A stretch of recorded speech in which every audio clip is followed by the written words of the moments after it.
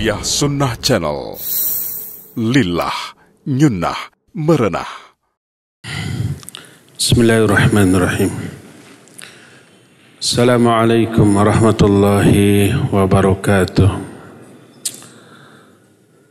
Alhamdulillahilladzi ba'atha fil ummiyina rasulan minhum yatlu alaihim ayatihi wa yuzakkihim wa yu'allimuhumul kitaba wal hikmah wa in kanu min qablu la fi dhalalin mubin.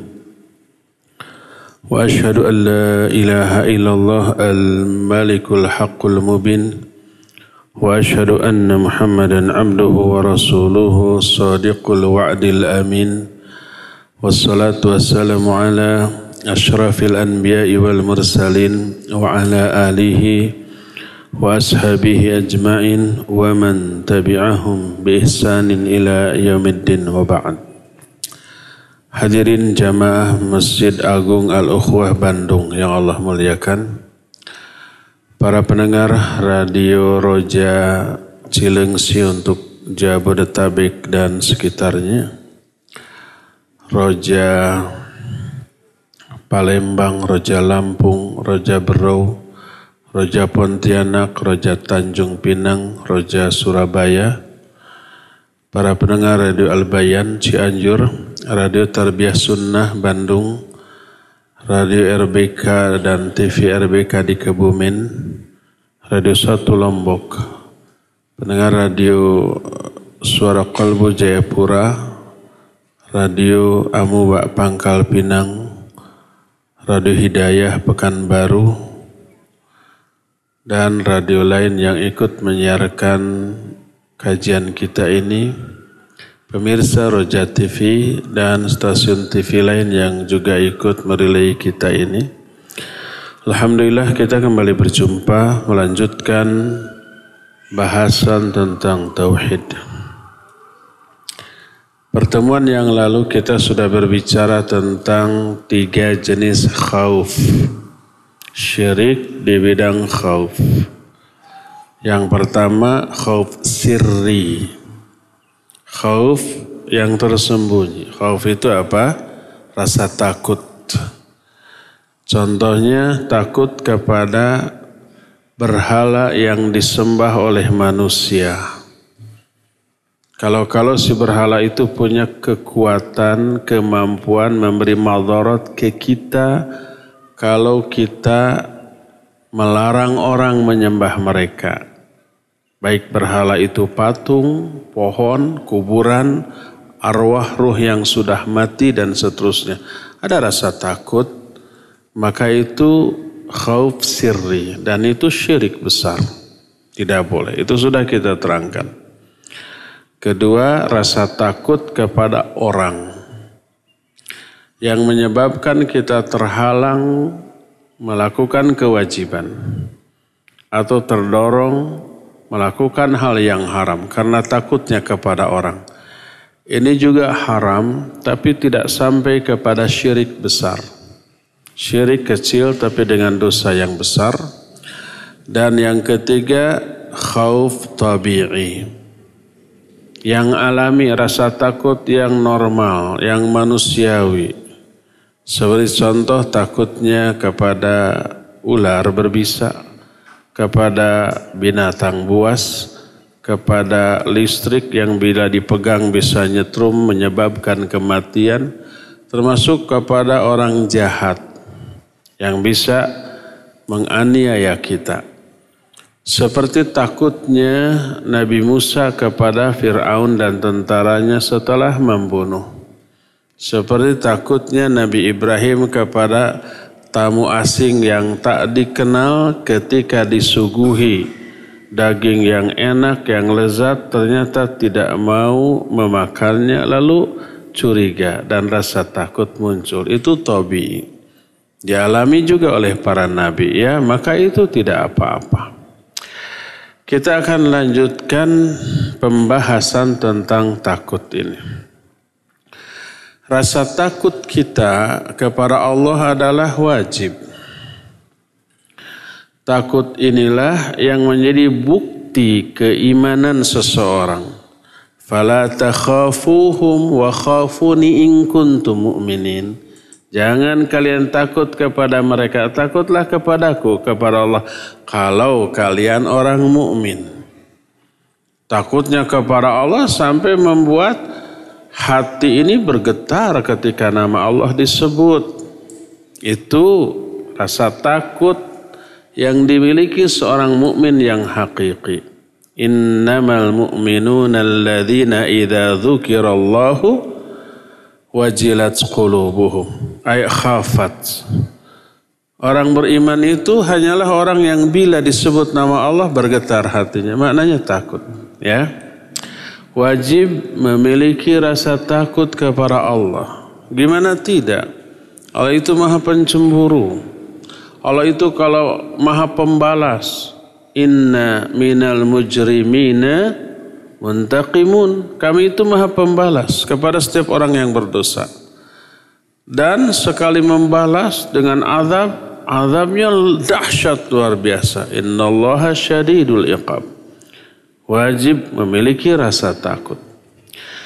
Tapi takut ini wajib disertai dengan dua sifat lain. Wajib, kalau enggak berbahaya. Apakah dua sifat lain yang harus disertakan selain takut, yaitu roja dan mahabbah. Roja berharap, mahabbah cinta. Jadi tiga hal ini harus dimiliki secara bersamaan ketika beribadah kepada Allah. Khaufnya ada, mahabbahnya ada, rojanya juga ada. Kumpulkan, padukan ketiga rasa itu ketika kita beribadah. Apapun ibadahnya, sholat umpamanya, khaufnya ada, takut sholat kita ini ditolak oleh Allah.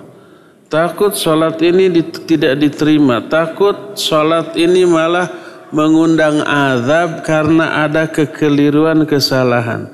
Ada gitu orang yang sholat tapi diancam dengan azab? Ada. Fawailul lil musallin alladzina hum an sholatihim sahun alladzina hum yura'un. Khawatir sahun ria itu ada ketika kita sholat. Takut. Rojanya, harapannya ada. Berharap ampunan Allah dengan sholat ini. Berharap pahala dari Allah, keridhaan dari Allah. Cintanya juga ada. Sehingga kita merasakan betah ketika dialog dengan Allah dalam sholat kita. Tiga-tiganya ini harus ada. Kenapa? Karena kalau hanya khauf tanpa roja, roja bukan radio.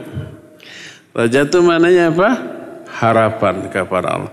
Kalau khauf tanpa roja, dikhawatirkan dia terjerumus ke dalam sifat putus asa dari rahmat Allah Azza wa Jalla. Putus asa dari ampunan Allah. Putus asa dari rahmat Allah Subhanahu wa Ta'ala. Kalau hanya takut saja. Jadi wajib disertai adanya roja. Sebaliknya jangan hanya roja tanpa khauf.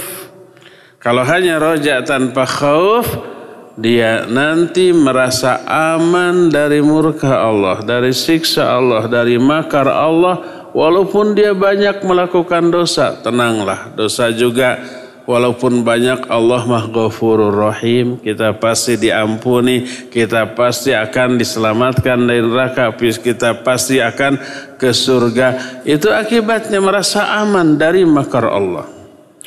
Dua-duanya adalah dosa besar. Baik putus asa dari rahmat Allah ataupun merasa aman dari makar Allah, dua-duanya dosa besar.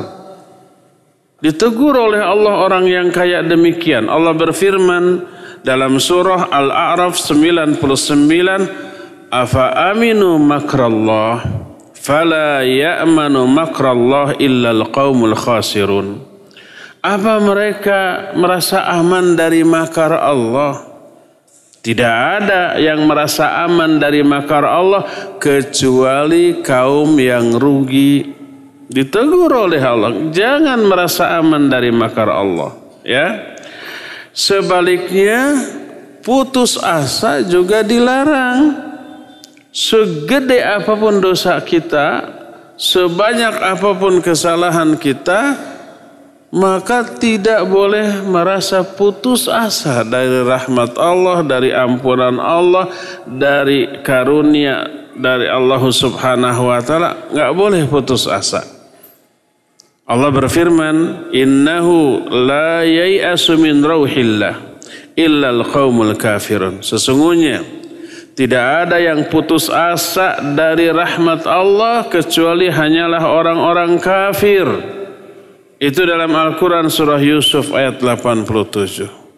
Dalam surah Al-Hijr ayat 56 Allah berfirman, "Wa may yaqnut min rahmati rabbih illa dhallun." Tak ada orang yang putus asa dari rahmat Allah kecuali orang-orang yang sesat. Jadi dua hal tadi, putus asa dari rahmat Allah dan aman dari makar Allah, merupakan dosa besar yang diingatkan oleh Allah dalam Al-Quran. Sedangkan merasa aman dari merasa aman dari makar Allah karena hanya memiliki roja tanpa khauf. Sebaliknya putus asa dari rahmat Allah karena lebih mengedepankan khauf dan tidak memiliki roja sama sekali kepada Allah Subhanahu wa taala. Berkata Ismail bin Rafi, "Minal amni min makarillah iqamatul amdi ala dzambi yatamanna 'ala Allahil maghfirah."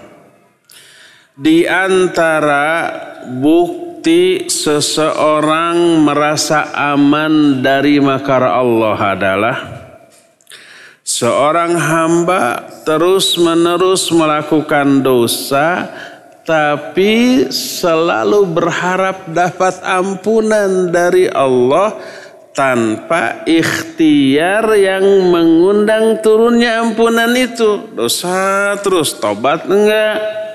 Dosa terus, istighfar tidak? Dosa terus tapi berhenti tidak dari dosanya, tapi dia berharap mudah-mudahan saja walaupun kita banyak dosa diampuni oleh Allah. Tanpa ikhtiar dan usaha meraih ampunan. Apa mungkin? Tidak mungkin. Betul Allah itu Ghafurur Rahim. Betul Allah itu Maha Pengampun dan Maha Penyayang. Tapi ampunan dan kasih sayang Allah hanya Allah berikan kepada orang yang layak. Kalau umpamanya yang tobat diampuni, yang tidak tobat juga diampuni, adil apa tidak? Tidak. Berarti Allah menyamakan orang yang soleh dengan orang yang salah. Berarti Allah menyamakan orang yang takwa dengan orang yang fajir.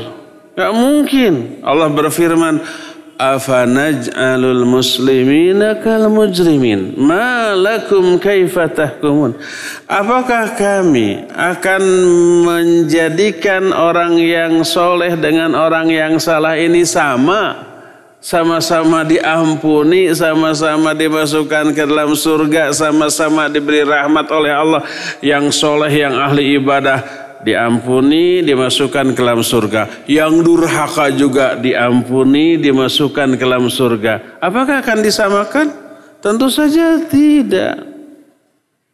Allah turunkan ampunan kepada hambanya kalau si hamba ada ikhtiar meraih ampunan itu dengan cara tobat, dengan cara banyak melakukan kebaikan-kebaikan. Jadi kalau seseorang dosa terus, tidak ada tobat, tidak ada istighfar, tidak ada amal ibadah, tapi dia yakin tenang Allah Maghfurur Rahim, dia salah faham terhadap sifat Allah, Betul Allah Ghafurur Rahim, tapi Ghafur dan Rahimnya Allah nggak mungkin diberikan kepada orang yang tidak layak menerimanya.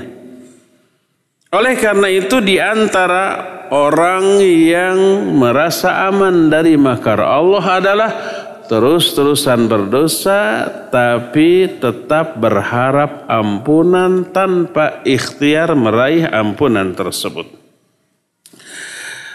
Jadi berdasarkan hal tadi, seorang mukmin tidak boleh beribadah kepada Allah hanya berbekal takut semata-mata lalu putus asa dari rahmat Allah. Tidak boleh berbekal roja semata-mata lalu merasa aman dari murka dan azab Allah. Dua sifat ini wajib disandingkan. Ada khauf, ada roja. Ada harapan, ada rasa takut. Dan inilah yang Allah sebut dalam banyak ayatnya tentang karakter orang-orang mukmin. Di antaranya Allah berfirman dalam surah Al-Anbiya ayat yang ke-90 tentang orang-orang mukmin calon pisurgaeun. Kata Allah, innahum kanu yusari'una fil khairat wa yad'unana raghaban wa rahaba wa kanu lana khashiin. Mereka orang-orang mukmin itu adalah orang yang selalu berlomba dalam melakukan kebaikan dan menyeru kepada kami, ibadah kepada kami raghaban wa rahaba, dengan penuh rasa harap dan penuh rasa takut. Ketika ibadah harapannya ada, dan sudah ikhtiar, sudah berjuang, harapan meraih pahala, keridhoannya, cinta kasih sayangnya, ampunannya, ada harapannya. Karena kita sudah berusaha semampu yang kita bisa.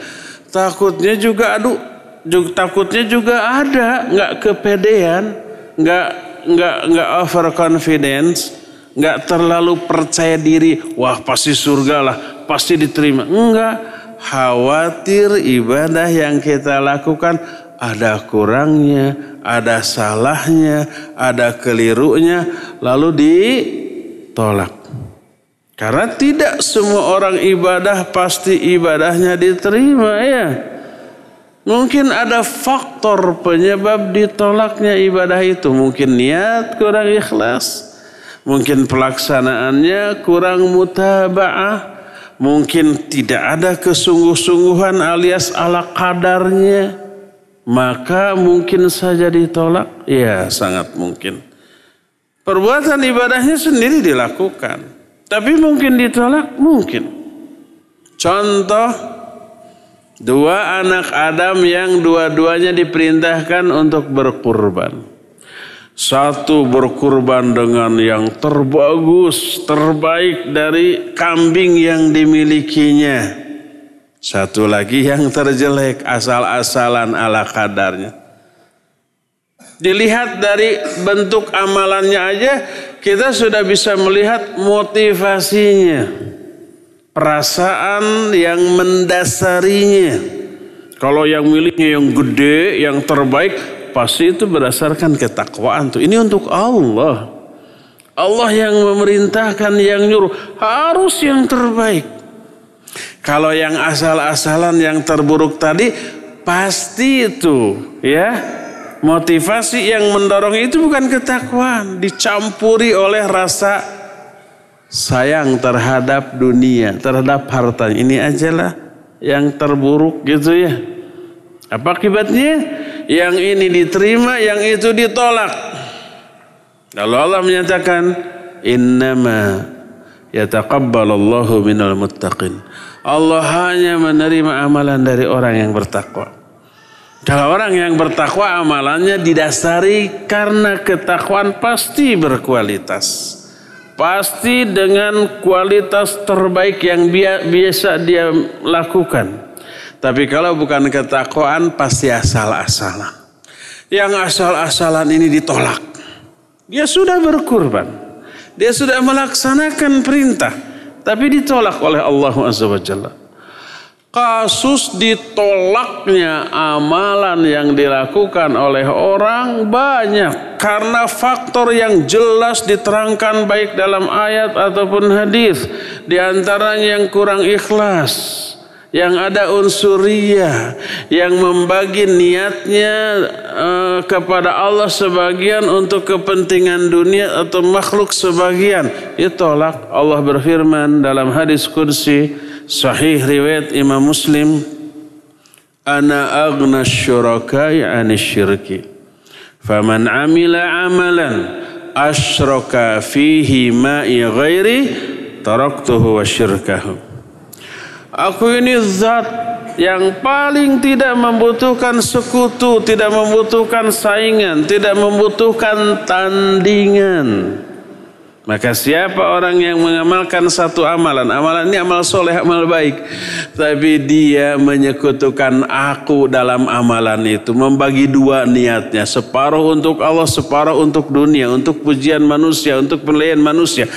Aku tinggalkan dia, aku tinggalkan perbuatan syiriknya, ditolak oleh Allah Azza wa Jalla. Tuh, kalau amalan itu tercampuri begitu, sering kita tidak sadar bahwa mungkin niat amal ibadah kita tercampuri oleh kepentingan-kepentingan duniawi mungkin. Nabi SAW pun bersabda, man amila amalan laisa alaihi amruna fahuwa raddun. Man ahdatsa fi amrina ma laisa minhu fahuwa raddun. Dua-duanya dalam Al-Arba'in An-Nawawiyah dari Aisyah radhiyallahu anha, riwayatkan oleh Imam Muslim. Siapa yang mengamalkan satu amalan tapi nggak ada perintahnya, nggak ada contohnya, nggak ada urusannya dari aku, itu amalan tertolak. Amalan agama tertolak. Nah, karena ada bukti dan keterangan orang-orang ditolak amalannya karena hal tertentu, maka takut. Jadi takut ditolak, takut tidak diterima, takut tetap diazab oleh Allah Azza wa Jalla walaupun kita sudah beramal secara maksimal. Dua-duanya ada. Takutnya ada, harapannya ada. Juga diterangkan dalam Al-Isra ayat 57. Ulaika alladzina yad'una yabtaghuna ila rabbihimul wasilah ayyuhum aqrabu wa yarjuna rahmatahu wa yakhafuna adzabah inna adzaba rabbika kana mahdhura. Mereka lah orang-orang yang selalu menyeru kepada Allah dan selalu mencari wasilah atau jalan untuk bisa sampai kepada Allah. Mana jalan yang terdekat? Wasilah di sini maknanya amal soleh, bukan orang, bukan pihak lain. Mereka mengharapkan rahmat Allah dan sangat takut kepada azabnya. Harapannya ada, takutnya ada. Karena azab Allah itu sesuatu yang amat menghinakan orang yang mendapatkannya. Jadi khauf dan roja wajib disandingkan. Bila bersatu antara khauf dan roja, maka kedua sifat tadi bisa memotivasi hamba terhadap dua hal. Hal pertama, memotivasi hamba untuk melakukan amal soleh, perbuatan-perbuatan baik yang bermanfaat. Karena apa? Karena ada iming-iming yang bisa diharapkan kalau kita mengamalkan amalan itu. Apa iming-imingnya? Ampunan Allah, pahala Allah, surga Allah, cinta kasih sayang Allah, keridhaan Allah. Itu iming-imingnya tuh. Dengan iming-iming yang menggiurkan. Kita aja di dunia ya diiming-imingi oleh dunia, kita siap berjuang, berlelah-lelah, bete-bete, mengerjakan apa yang diperintahkan oleh orang hanya karena iming-iming dunia. Coba lihat para karyawan tiap hari disiplin, datang jam 8, pulang jam 4. Di kantornya bete, di jalannya juga bete karena apa? Macet, sampai ke rumah lelah. Hanya iming-iming dunia, setiap akhir bulan diberi bayaran sekian. Dengan itu saja manusia sudah siap menderita. Lihat umpamanya para tukang bangunan. Berpanas-panas naik ke atas bangunan tingkat tinggi, berisiko jatuh dengan taruhan nyawa, keringat bercucuran, teriknya matahari menyengat tubuhnya. Mereka mau melakukan itu. Karena apa? Iming-iming dunia. Dibayar sehari mungkin berapa? 100.000 gitu ya. Bisa kurang, bisa lebih. Sudah mau begitu. Ini iming-iming yang Allah berikan jauh lebih mahal daripada itu. Dan ibadah yang dilakukannya tidak secapek, tidak selelah, tidak seberat tukang bangunan tadi. Ibadah yang dilakukan tidak sampai berkeringat, tidak sampai ngos-ngosan, tidak sampai tiba bergeg dan tiba perekat. Ada nggak orang sholat sampai berkeringat? Tidak ada. Ada nggak orang yang ngaji seperti ini sampai bercucuran mandi keringat? Nggak ada. Cangkel, pegal, bete, iya. Wayahna. Tidak seberat tukang bangunan yang naik ke atas bangunan tingkat tinggi, enggak ya. Jadi roja memotivasi orang untuk melakukan amal soleh. Adapun khauf memotivasi orang untuk menghindarkan dosa, maksiat, penyimpangan, kesalahan, kekeliruan yang bisa mengundang murka dan azab Allah karena takut. Copet tidak sembarang nyopet di setiap tempat dan waktu karena tahu resikonya. Ketika situasi tidak memungkinkan, walaupun ada uang nongol 1 miliar, dia nggak berani. Kenapa? Walaupun dapat 1 miliar, ketahuan babak belur, dihajar massa dan ditahan berbulan-bulan di penjara. Uang 1 miliarnya apakah dimiliki? Enggak. Maka nggak berani dia. Takut terhadap resikonya. Apalagi azab Allah jauh lebih dahsyat daripada sekedar babak belur. Maka adanya rasa takut kepada azab Allah menyebabkan dia menahan diri dari dosa dan maksiat. Ya. Makanya kedua sifat tadi wajib dipadukan. Ada khauf, ada roja. Khauf memotivasi kita untuk menahan diri dari dosa dan maksiat. Roja memotivasi kita untuk beramal soleh, melakukan ibadah yang diperintahkan. Adapun orang yang hanya khauf saja, dia putus asa. Kalau sudah putus asa, dia tidak terdorong untuk beramal. Dia akan apatis, akan pesimis. Dia menyatakan percuma saya ibadah juga, nggak akan diterima. Karena dosa saya terlalu gede. Percuma saya istighfar dan tobat juga, nggak akan dikabulkan oleh Allah. Karena maksiat saya nggak tertahankan, nggak ketampung saking banyak. Akhirnya dia apatis. Akhirnya dia merasa tobatnya tertutup pintunya bagi dirinya. Itu kalau khauf saja. Demikian juga kalau roja saja, tanpa ada takut, dia akan terdorong untuk melakukan dosa dan maksiat. Tenang, jangan khawatir murka dan azab Allah. Allah Maha Penyayang, Maha Pengampun kepada hamba-hambanya. Walaupun kita banyak dosa, rahmat Allah selalu tercurah kepada kita. Akhirnya dia merasa aman dari azab dan murka Allah Azza wa Jalla. Dan ini buruk ya. Jadi dua hal tadi, khauf, roja wajib disatukan plus ditambah dengan mahabbah. Qala ba'dul ulama, sebagian ulama berkata, man 'abadallaha bil hubbi wahdah fahuwa sufi zindiq. Wa man abadahu bil khaufi wahdah fahuwa haruri.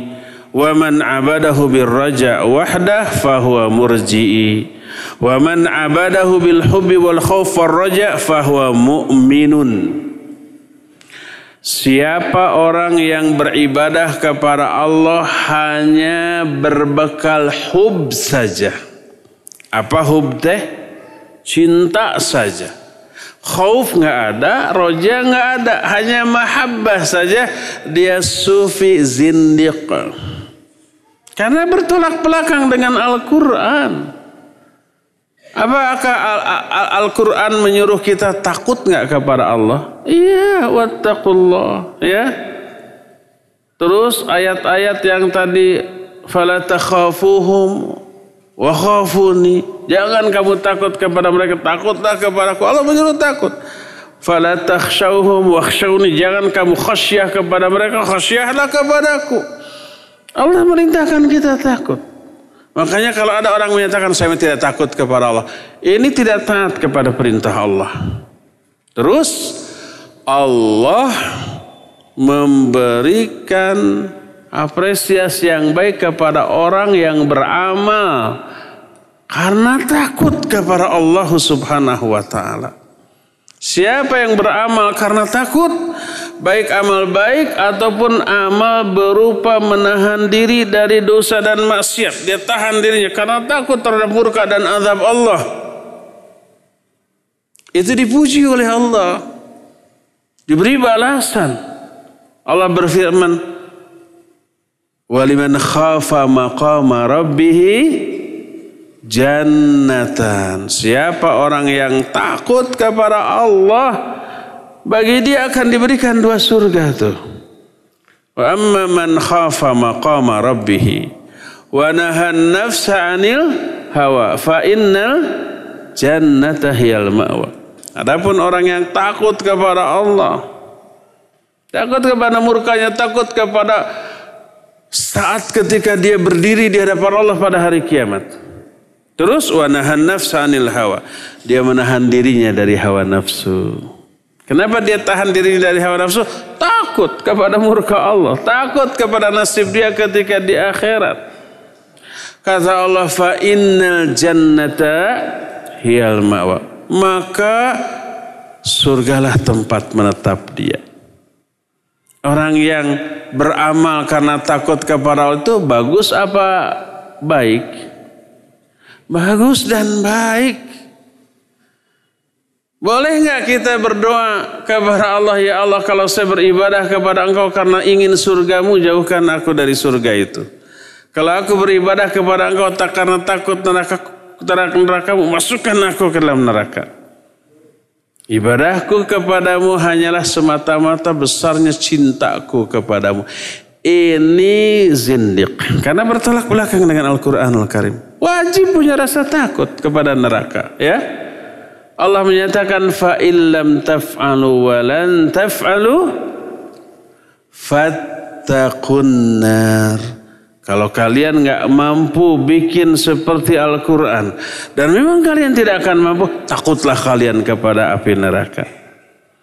Berkata Rasul sallallahu alaihi wasallam, la yalijun nara man baka la yalijun nara man baka min khasyatillah. Tidak akan masuk ke dalam neraka orang yang menangis karena takutnya kepada Allah. Jadi takut kepada Allah itu pertama diperintahkan oleh Al-Quran dan hadis. Kedua, dipuji oleh Allah dan Rasulnya. Ketiga, diberikan balasan yang baik. Disediakan surga, diselamatkan dari api neraka. Makanya rasa takut ini wajib kita miliki kepada Allah Azza wa Jalla. Siapa orang yang beribadah kepada Allah hanya berbekal cinta, nggak ada takut, nggak ada roja, dia sufi zindiq. Siapa orang yang beribadah kepada Allah hanya berbekal takut saja, dia haruri. Haruri ini nama lain dari khawarij. Khawarij takutnya kepada Allah luar biasa itu. Takut dosa, takut melanggar tuh. Tapi nggak ada mahabbah, tidak ada roja. Nah, karena kekeliruan dalam memahami Quran Sunnah, mereka terjerumus ke dalam berbagai macam penyimpangan. Karena takutnya kepada Allah, mereka nggak berani berdosa sekecil apapun dosa itu, apalagi besar. Ibadah mereka hebat, malamnya mereka habiskan untuk tahajud, siangnya mereka habiskan untuk saum, dan setiap waktunya mereka lakukan, gunakan untuk berzikir dan membaca Al-Quran. Itu Khawarij. Sampai Nabi menyatakan alaihi salatu wassalam, tahqiruna sholatahum ma sholatihim.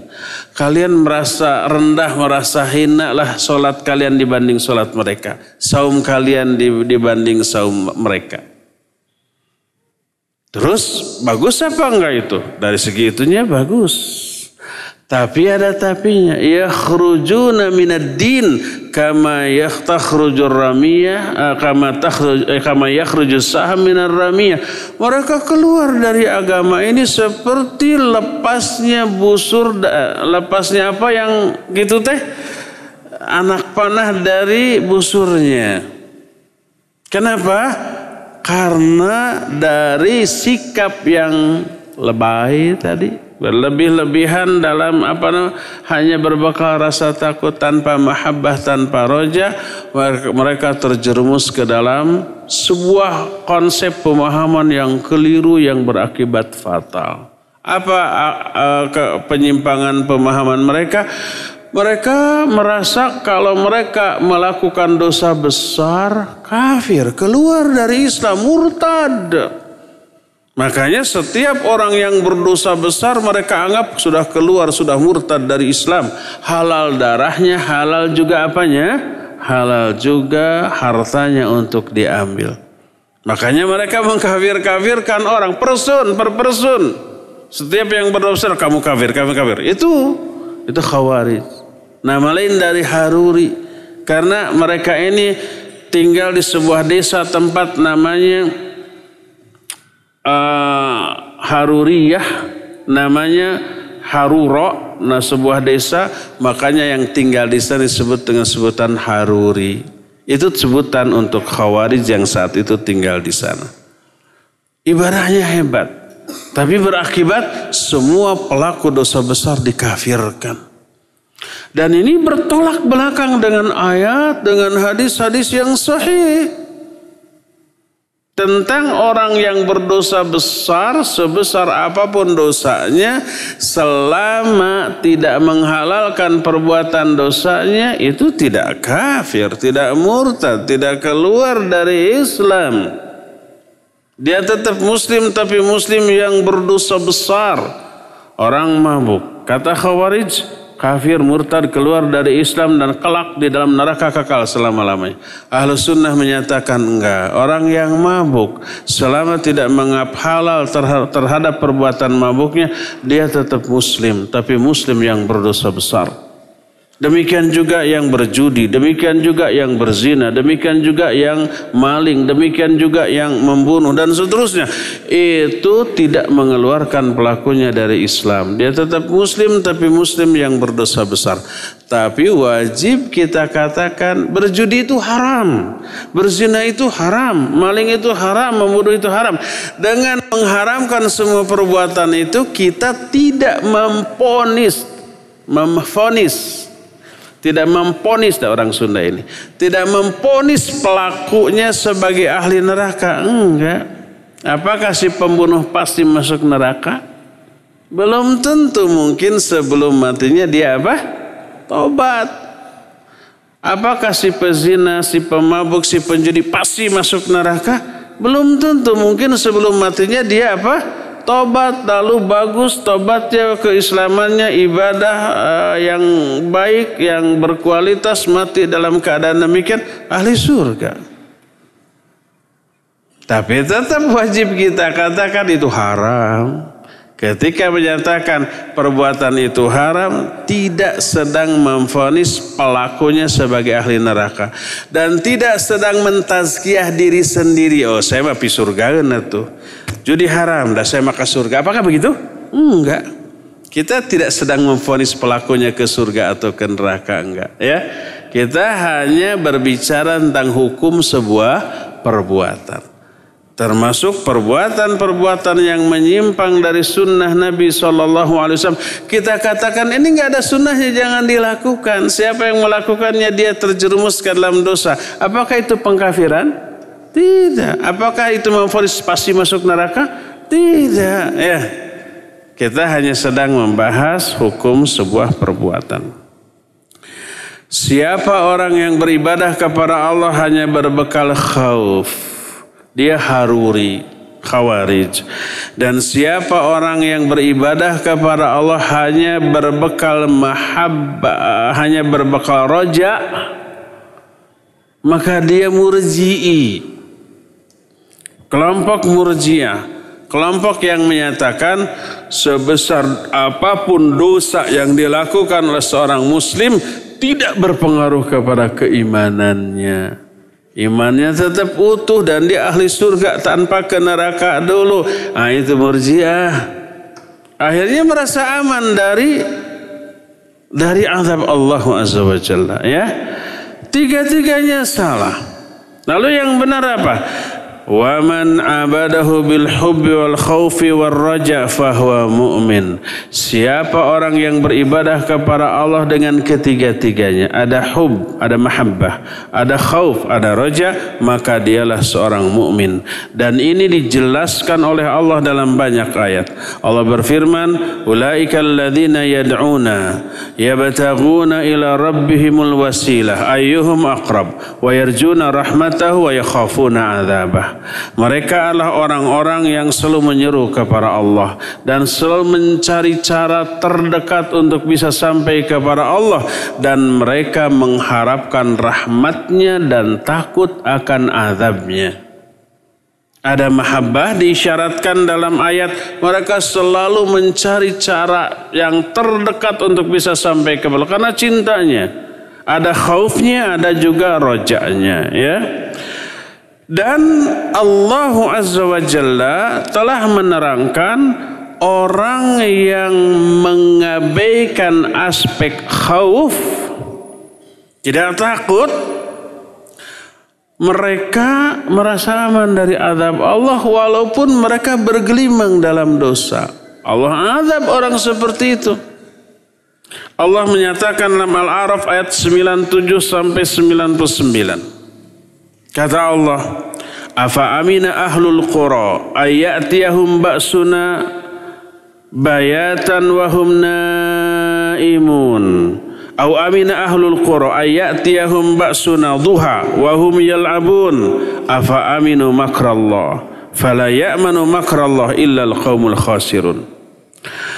Apakah penduduk suatu negeri merasa aman dari datangnya azab kami pada malam hari ketika mereka tertidur? Azab Allah bisa datang tentu saja dalam bentuk bencana alam, gempa, banjir, longsor, tsunami, atau yang lain yang tidak bisa diprediksi sebelumnya. Tidak bisa diduga sebelumnya, seperti adanya gempa. Bisa diprediksi? Tidak, katanya ya. Longsor apa bisa diprediksi? Susah. Itu pernah nggak datang di malam hari ketika orang tidur? Sering banyak. Kata Allah, apakah penduduk suatu negeri merasa aman dari datangnya azab kami di malam hari dalam keadaan mereka tertidur? Atau apakah penduduk suatu kota, suatu negeri merasa aman dari datangnya azab kami di pagi hari dalam keadaan mereka sedang bermain-main, sedang mengejar dunia? Siang atau malam, azab Allah berupa bencana alam tidak bisa diduga. Orang merasa aman dengan hal itu. Kata Allah, afa aminu makrallah, apakah mereka merasa aman dari makar Allah? Tidak ada yang merasa aman dari makar Allah kecuali orang-orang yang rugi. Ini tentang orang yang hanya berbekal roja tanpa adanya khauf kepada Allah, akhirnya merasa aman dari murka dan azab Allah Subhanahu wa ta'ala. Bagaimanakah cara menghadirkan rasa khauf? Berkata mu'allif Shalih Al-Fauzan, qala ba'dul ulama, khauful amdi yunsha'u min umurin. Rasa takut seorang hamba muncul dari 3 perkara berikut ini. Perkara yang pertama, ma'rifatuhu bil jinayah wa qabhiha. Pertama, dia mengetahui kejahatan tersebut dan buruknya kejahatan tersebut. Apalagi kejahatan berupa dosa itu dilakukannya bukan kepada manusia, tapi kepada Allah. Kepada yang menciptakan kita, menghidupkan kita, memberi rizki kepada kita, memberi kenikmatan yang tak terbatas kepada kita.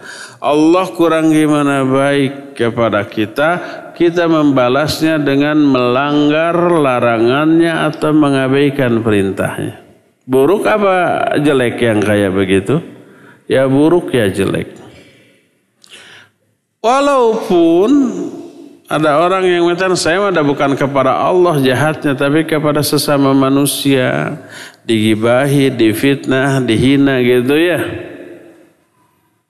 Kalau demikian dia berdosa, berbuat jahat kepada kedua pihak, kepada Allah juga kepada manusia. Orang yang berbuat jahat kepada manusia otomatis sekaligus dia berbuat jahat kepada Allah. Karena apa? Karena larangan Allah dilanggar. Apakah kalau kita menghina manusia tidak jahat kepada Allah? Jahat. Di mana jahatnya? Ada larangan Allah tentang hal itu dilanggar. Allah berfirman, ya ayyuhalladzina amanu la yaskhar qaumun min qaumin asa ayyakunu khairan minhum. Hai orang-orang yang beriman, janganlah sebagian kalian menghina, mencela sebagian yang lain.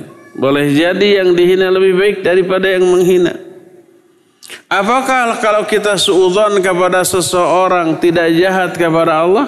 Jahat kepada Allah. Berupa apa? Melanggar larangan Allah. Allah menyatakan ijtanibu katsiran minadh-dhann inna ba'dadh-dhanni itsam. Jauhi kebanyakan prasangka.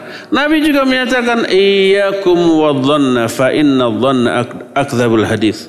Jauhi, hindari oleh kalian dhon, karena dhon itu sedusta-dusta ucapan.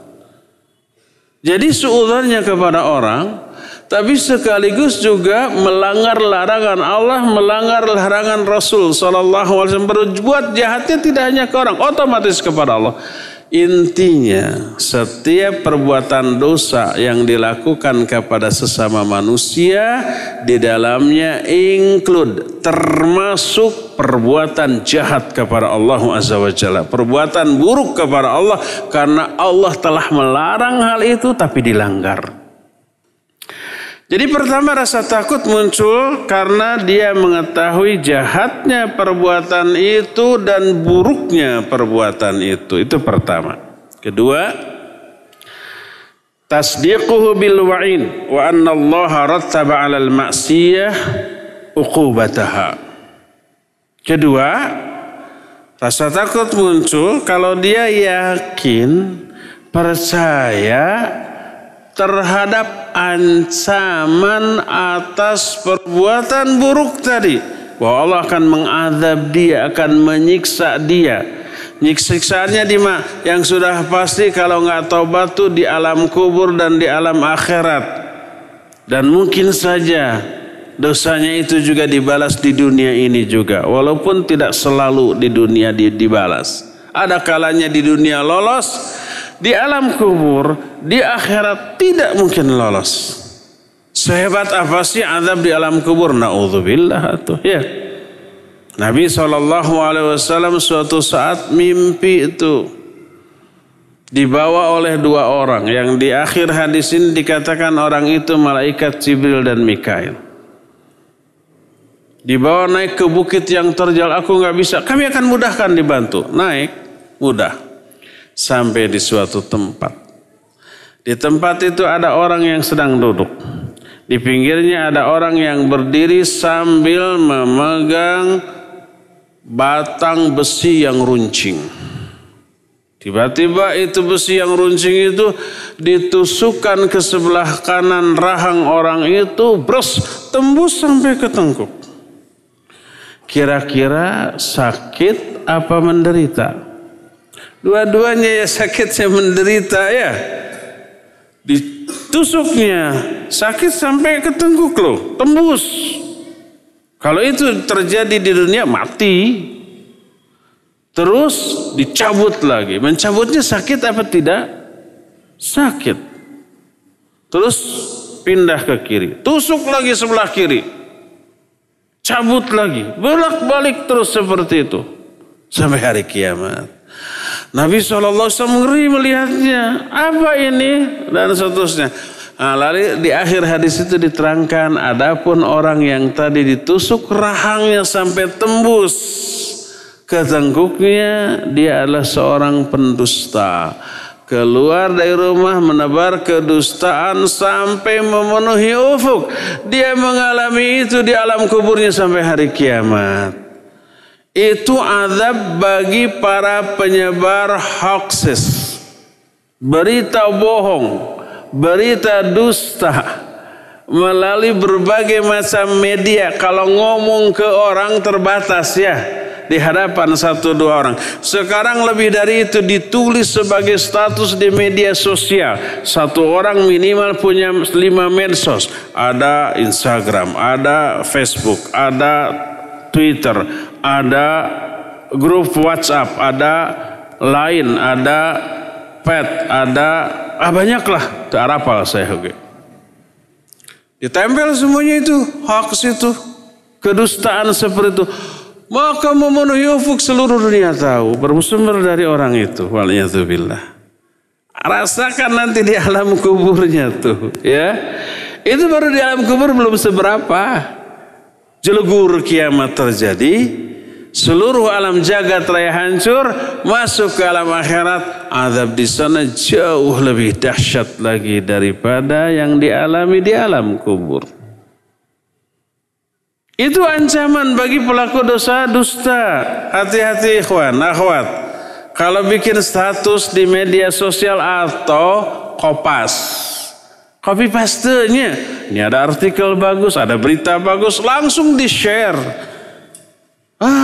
Ikhwan akhwatnya tukang sur-share segala macam di-share. Gak tahu benar salahnya. Kadang-kadang ini ada tulisan atau berita, dia dibaca enggak ya. Malas bacanya juga kepanjangan, tapi langsung di-share. Padahal itu adalah kedustaan. Kita punya andil dalam menyebarkan kedustaan. Hati-hati. Itu akan dipertanggungjawabkan di akhirat nanti. Jadi yang memotivasi orang untuk takut adalah mengetahui ancaman, azab, balasan bagi keburukan, dosa dan kejahatan yang dilakukannya. Ini yang kedua yang bisa memotivasi orang untuk takut. Yang pertama apa tadi? Mengetahui kejahatan dan buruknya kejahatan itu. Tahu ini jahat. Kedua, tahu kejahatannya akan dibalas dengan azab yang dahsyat. Ketiga, kaunuhu la ya'lam. La'allahu yumna'u minat taubah wa yuhalu bainahu wa bainaha idza irtakaba dzamb. Nah ini nih yang berbahaya, poin yang ketiga ya. Poin yang ketiga yang membuat orang takut adalah kebodohan, ketidaktahuan bahwa itu dosa. Disangkanya tidak dosa, disangkanya perkara biasa, padahal itu dosa besar. Apalagi itu sebenarnya dosa, tapi dia meyakini sebagai sebuah ibadah. Akibatnya terhalang dia dari tobat. Ketika ditegur orang, kamu salah loh, tobat. Tobat dari apa? Ini kan nggak salah, benar. Ketika orang mengingatkan itu salah, dia marah. Salahnya di mana? Anak bau kencur mau menyalahkan orang tua, kan gitu. Akhirnya dia tidak tobat, tidak menerima nasihat. Karena menganggap itu bukanlah sebuah kesalahan, bahkan menganggap itu sebuah kebaikan. Khawatir nggak kepada hal itu? Amat sangat khawatir. Dan itu yang disebut syubhat. Syubhat itu dosa, kesalahan, penyimpangan yang dilakukan karena kebodohan. Itu syubhat. Sehingga dia tidak menganggap itu sebagai kesalahan, bahkan menganggap kesalahan sebagai sebuah kebenaran. Kalau seseorang tahu itu dosa tapi dilakukan, itu syahwat. Syahwat adalah dosa yang dilakukan karena hawa nafsu walaupun tahu bahwa itu dosa. Seperti apa? Banyak, seperti ghibah, seperti berdusta, seperti berjudi, seperti berzina, seperti bermabuk ria. Para pelakunya tahu nggak bahwa itu dosa? Tahu. Coba tanya ke ibu-ibu ahwat yang tukang ngerumpi, tukang ghibah. Tahu nggak ibu dosa ghibah itu gimana? Tahu. Kenapa tuh masih darah sepetuh? Seru. Kalau ngobrol nggak ada gosip, nggak ada rumor, nggak ada ghibah, ibarat ngerujak tanpa cengek. Tidak seru, tidak ada sehahnya. Nah, itu syahwat. Tanya ke pemabuk, tahu nggak bahwa itu dosa? Tahu. Kenapa dilakukan? Dia memperoleh kesenangan. Tahu nggak umpamanya berjudi itu dosa, berzina itu dosa? Tahu. Kenapa dilakukan? Dia tahu. Tapi dilakukan karena hawa nafsu, itu syahwat. Kalau dosa dan penyimpangan dilakukan karena kebodohan, karena ketidaktahuan, itulah yang disebut dengan syubhat. Kalau syubhat obatnya ilmu, kalau syahwat obatnya amal. Berdasarkan hal itulah maka perkara poin ketiga ini lebih harus kita takuti, yaitu kita tidak menyadari, tidak mengetahui itu dosa, padahal dosa. Akhirnya kita tidak berhenti, akhirnya kita tidak mau tobat, akhirnya kita marah ketika ada orang yang mengingatkannya. Maka dengan ketiga poin tadi, sempurnalah rasa takut baik sebelum berdosa, ketika berdosa, ataupun setelah berdosa. Dengan tiga poin tadi. Pertama, poin yang pernah tahu buruknya, jahatnya perbuatan itu. Maka sejak awal mungkin sudah dihindarkan, sudah dijauhi. Kalau toh terjerumus karena kondisi, situasi, dan keadaan, dia tetap tahu bahwa itu dosa. Dan ada rasa takut akan memperoleh azab. Dan setelah itu berlalu, rasa takut itu tetap ada dan bisa mendorong dia untuk bertobat. Jadi tiga poin ini: pertama, buruknya perbuatan itu dan jahatnya perbuatan itu; kedua, akan dapat azab dan ancaman yang dahsyat dari Allah; dan poin ketiga adalah khawatir kita tidak tahu bahwa itu salah dan kita menganggap bukan kesalahan, akhirnya tidak tobat dan tidak berhenti dari perbuatan seperti itu. Para nabi, mereka memiliki roja yang sangat tinggi kepada Allah Azza wa Jalla. Tidak pernah putus asa dari rahmat Allah Subhanahu wa Ta'ala. Walaupun situasi yang nyatanya, kenyataan yang mereka alami memungkinkan mereka untuk putus asa. Tapi rojaknya kepada Allah luar biasa dan merubah situasi itu. Contoh, Nabiullah Ibrahim alaihissalatu wassalam, beliau sampai tua tidak memiliki anak.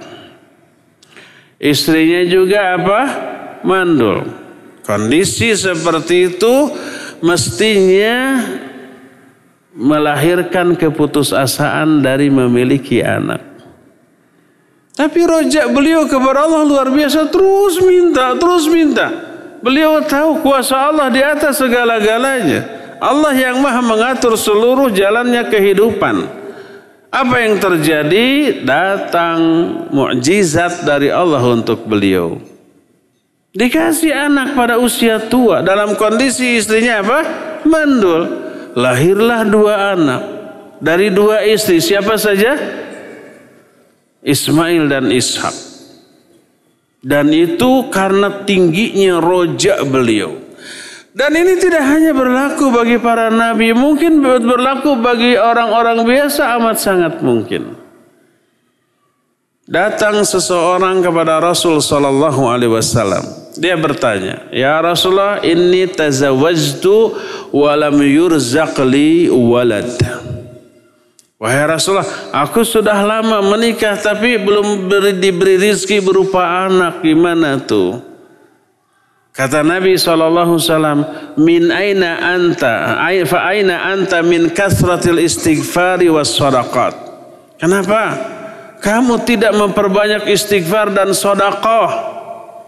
Istighfar dan sedekah adalah cara syar'i memperoleh anak.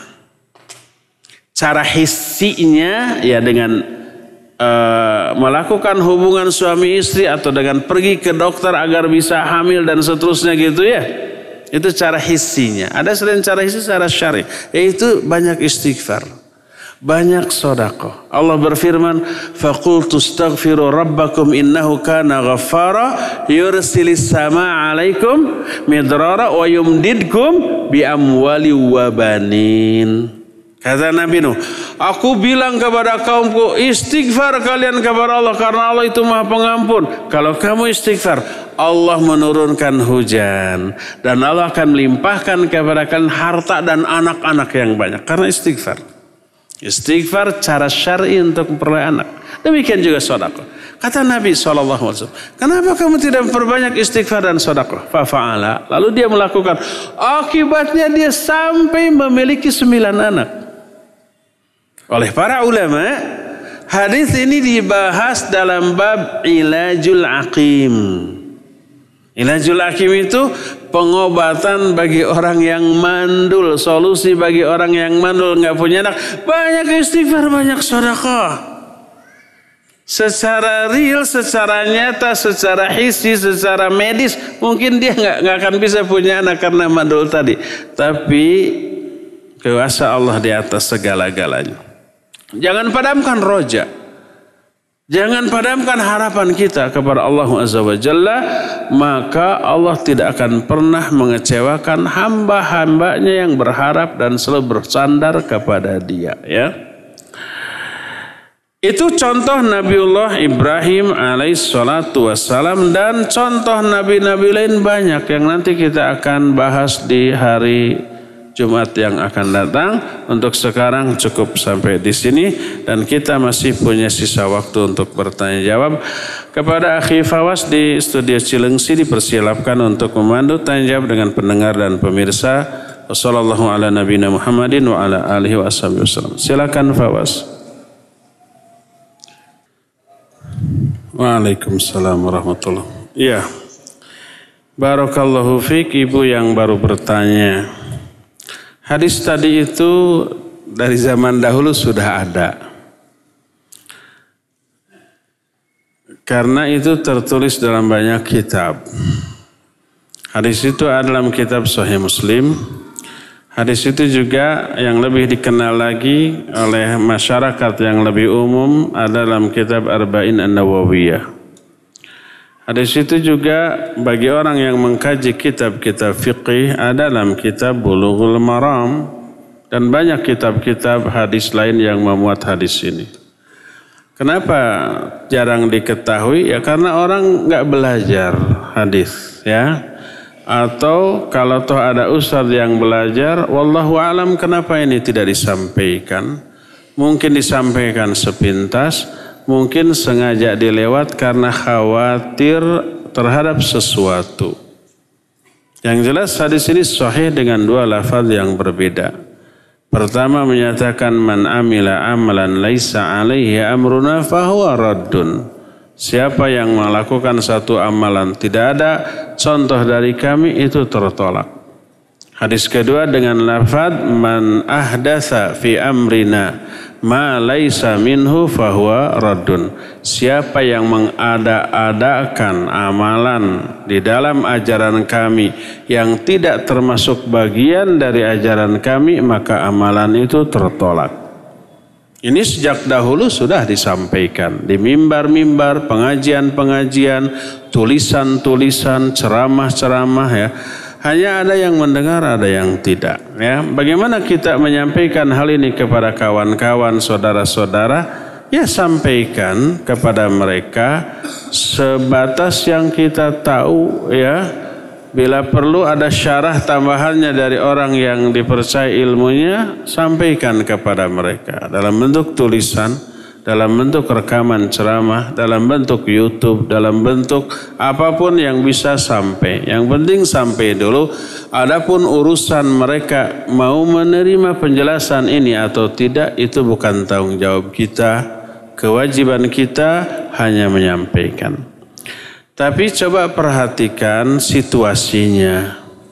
Perhatikan aspek maslahat madarat. Bila kita yakini disampaikannya hal ini bisa menimbulkan madarat yang lebih besar, maka jangan dulu disampaikan. Umpamanya seorang anak menyampaikan hal ini kepada orang tuanya, bukannya diterima, malah membelenggu hak anak. Udah kamu jangan ngaji kemana-mana, diem di sini umpamanya. Akhirnya ditahan, nggak boleh ngaji, nggak boleh belajar, itu lebih madarat. Maka jangan dulu disampaikan bila menimbulkan madarat yang lebih besar. Tapi kalau menyampaikan itu maslahat atau kita duga akan maslahat, silakan sampaikan semampunya. Kalau kita tidak mampu, ajak hadir ke pengajian. Kalau tidak mau hadir ke pengajian, setel radio di hadapan dia agar dia pun bisa ikut mendengarkan. Tapi kalau di radio materinya bukan itu, setel YouTube atau rekaman yang berbicara tentang hal itu agar didengar penyampaian sang ustadz kepada orang itu ya. Banyak cara untuk memberitahu orang dengan sebaik-baik cara. Wallahu a'lam. Silakan lagi Fawas. Waalaikumsalam warahmatullahi wabarakatuh. Ya, Pak Abu Ridho siapa tadi ya? Barakallahu fiik. Salat termasuk apa yang harus dilakukan oleh salat adalah perkara ta'abudiyah. Cara-caranya sudah tauqifi, ditetapkan dari sononya. Ditetapkan, dicontohkan oleh Nabi SAW. Termasuk apa yang dibaca seusai salam. Apakah Alhamdulillah ataukah Al-Fatihah? Karena ada imam begitu, Assalamualaikum, Assalamualaikum, Al-Fatihah ada. Ada juga yang Alhamdulillah, ada juga yang Astagfirullah. Karena ini perkara ta'abbudi, jangan gunakan perasaan, jangan gunakan ro'yu, jangan gunakan otak. Oh, karena sudah selesai dari kewajiban jadi ya Alhamdulillah, itu otak kita. Lihat apa yang dilakukan oleh Nabi SAW seusai salat. Beliau seusai salat beristighfar 3 kali. Astagfirullah, astagfirullah, astagfirullah. Lalu Allahumma antas salam wa minkas salam tabarakta ya dzal jalali wal ikram. Itu selalu demikian. Lalu para ulama mengupas. Kenapa setelah beres salat kok istighfar? Bukankah istighfar itu dilakukan setelah melakukan dosa? Kan gitu ya otak kita. Kalau sholat kan ibadah. Kenapa setelah ibadah itu istighfar? Para ulama menganalisa istighfar seusai sholat itu untuk menghapus dosa yang kita lakukan selama ibadah sholat. Mungkin banyak kekurangan di dalam sholat kita yang melahirkan dosa. Apa saja kekurangannya? Yang terutama apanya coba? Kekhusyuan ya. Dalam sholatnya kita ngelamun. Dalam sholatnya kita ingat urusan dunia. Loh, apakah ngelamun dan ingat dunia dalam sholat dosa apa tidak? Iya dosa. Dari mana tahu dosa? Dari adanya ancaman dari Allah. Allah berfirman, fawailul lil musallin alladzina hum an salatihim sahun. Celaka orang yang sholat, diancam dengan ancaman kecelakaan. Siapa?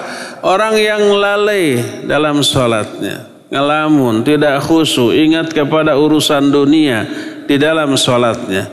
Itu dosa, ya. Dan banyak kekurangan lain, mungkin kekurangan dalam perkara gerakan-gerakan sholat. Gerakannya ada unsur lalainya, cara rukunya, cara sujudnya, cara duduknya. Tidak mencontoh Nabi SAW. Padahal Nabi menekankan, sallu kama ra'aitumuni usolli. Sholatlah kalian dengan cara sholat seperti kalian melihat aku sholat. Rukunya, sedekapnya, sujudnya itu ikuti. Mungkin kita lalai dari itu. Rukunya berbeda dengan ruku Nabi SAW. Sujudnya berbeda dengan cara sujud Nabi SAW. Itu kekurangan. Tidak membatalkan sholat, tapi menjerumuskan kepada kekurangan dalam sholat. Belum aspek niatnya, mungkin ada unsur dunianya, mungkin ada unsur ingin dipujinya. Itu semuanya dosa. Itu tidak membatalkan sholat, tapi melahirkan dosa yang dilakukan di dalam sholat. Begitu salam istighfar untuk menutupi dosa-dosa tadi. Itulah analisa para ulama kenapa setelah sholat istighfar. Karena di dalam sholat amat sangat mungkin kita melakukan dosa-dosa tanpa kita sadari, ya. Jadi bertemulah penjelasan ra'yu kita dengan contoh dari Nabi SAW. Nabi mencontohkan istighfar 3 kali, kemudian ada penjelasan ra'yu yang benar, rasional, logis, masuk akal. Pantas kalau setelah sholat kemudian istighfar.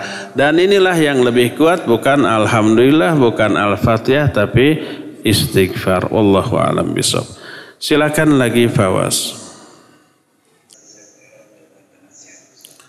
Baik, barakallahu fik. Iya, pertanyaannya, apakah kadar khauf dan roja ini harus selalu seimbang? 50-50. Tidak. Kadang-kadang khauf harus lebih besar daripada roja. Kadang-kadang roja harus lebih besar daripada khauf. Para ulama merinci, bila dalam keadaan sehat, segar bugar, banyak uang, perbesar rasa khauf, perkecil rasa roja, kadar khaufnya harus lebih besar daripada rojanya. Karena apa? Karena di saat sehat, di saat banyak uang, sangat memungkinkan dia berbuat untuk kesenangan dirinya. Dengan kesehatan dan uang yang dimilikinya, amat sangat mungkin dia lepas kontrol. Perbanyak khauf agar tidak terjerumus ke dalam dosa dan maksiat dengan kesehatan dan uang yang dimilikinya, dengan waktu luang yang dimilikinya. Akhirnya kalau khauf lebih dominan, dia mengerem diri. Dia akan salurkan uangnya, kesehatannya, waktu luangnya untuk hal yang bermanfaat, menguntungkan dia dunia akhirat, ya, dalam keadaan sehat. Adapun dalam keadaan sakit, perbesar kadar roja agar tidak putus asa dari rahmat Allah Azza wa Jalla, ya. Itu yang pertama. Kedua, ulama lebih merinci lagi. Bila berada dalam posisi sedang banyak godaan untuk melakukan dosa dan maksiat. Seperti umpamanya kita sedang happy-happy, sedang belanja di mall, sedang berada di tempat yang godaan di sana gede, Perbanyak khauf, tingkatkan kadar khauf takut kita agar itu bisa menjadi pengerem.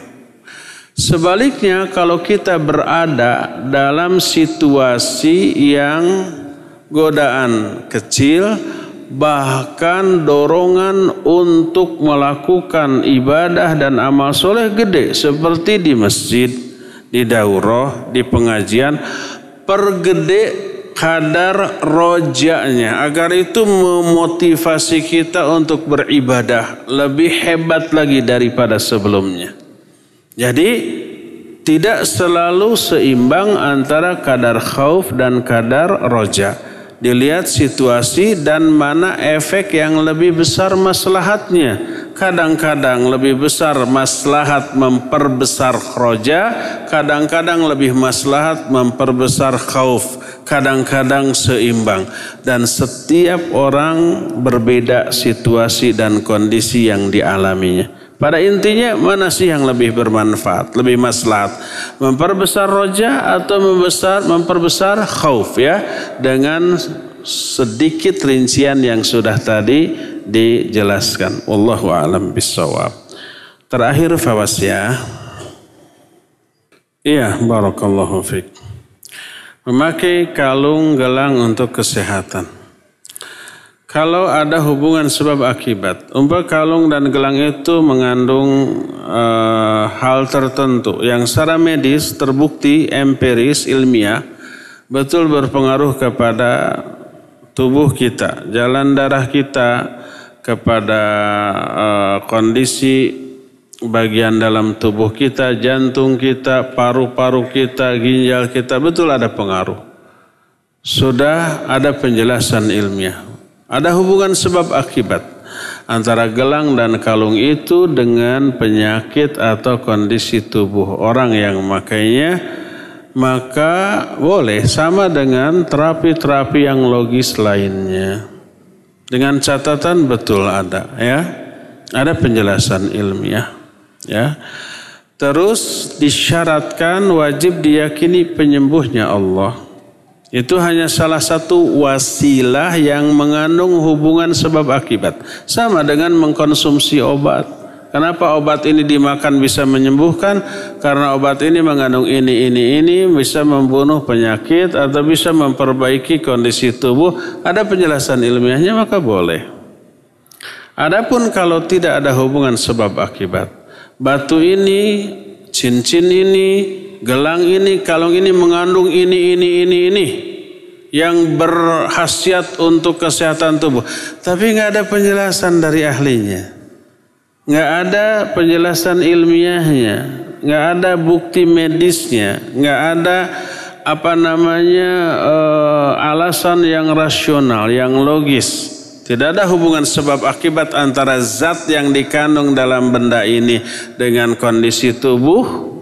Hanya dikatakan mengandung zat, tapi bagaimana cara zat itu berpengaruh kepada tubuh nggak ada penjelasan. Apalagi ada lafaz Allah.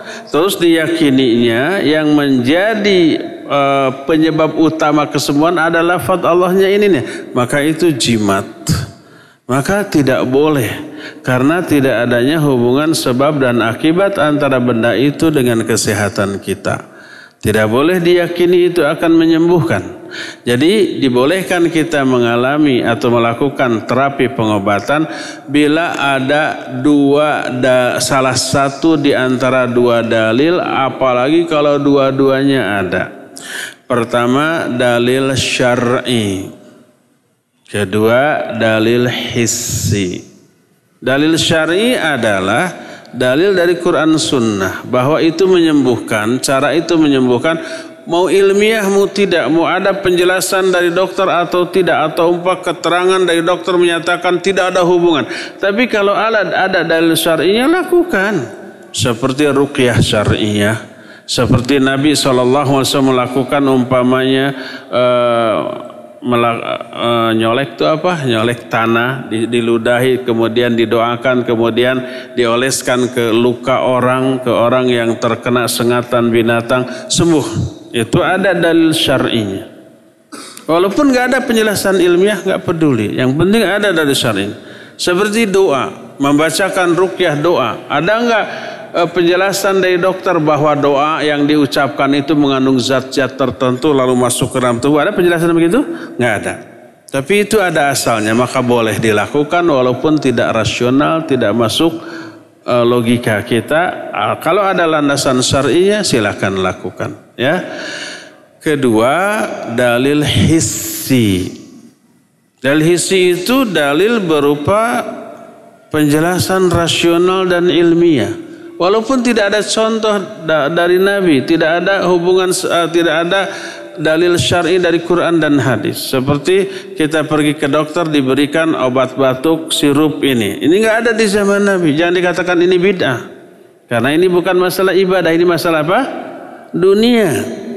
Terus ada penjelasan bahwa sirup ini mengandung zat ini bisa menyembuhkan penyakit batuk. Ada penjelasannya dan terbukti.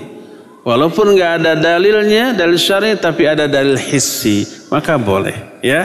Seperti pijit refleksi, seperti akupuntur, yang ada penjelasan ilmiah dari ahli kesehatan, boleh. Walaupun itu tidak ada contoh dari Nabi SAW. Karena ini urusan dunia, bukan urusan ibadah. Apalagi kalau dua-duanya ada, dalil syar'i ada, dalil hissi ada. Seperti bekam. Nabi SAW menganjurkan bekam dan beliau berbekam. Dan penjelasan ilmiah dari sisi kedokteran ada. Seperti madu, dari sisi kedokteran jelas bermanfaat. Ayat dan hadis ya menjelaskan. Seperti al-habbatus sauda, jinten hitam. Hadisnya ada, ya penjelasan ilmiahnya. Ini lebih mujarab lagi, ya. Kalau tidak ada dalil syar'i ataupun dalil hissi, ayat hadis nggak ada, penjelasan ilmiah nggak ada, maka jangan dilakukan terapi seperti itu walaupun menyembuhkan. Seperti tadi, memakai gelang, memakai kalung. Nggak ada hubungan sebab akibat, nggak ada penjelasan ilmiahnya. Dan itu tidak ada dalilnya, maka jangan. Walaupun itu menyembuhkan. Kesembuhannya mungkin ada rekayasa dari kalangan setan, dari kalangan bangsa jin, maka tidak boleh, ya. Dan itu bisa aja menjerumuskan kita ke dalam syirik. Wallahu a'lam bishawab. Cukup sampai di sini. Insyaallah kita jumpa kembali di hari Jumat yang akan datang. Subhanakallahumma bihamdik, asyhadu an la ilaha illa anta, astaghfiruka wa atubu ilaik. Alhamdulillahirabbil alamin. Wassalamualaikum warahmatullahi wabarakatuh.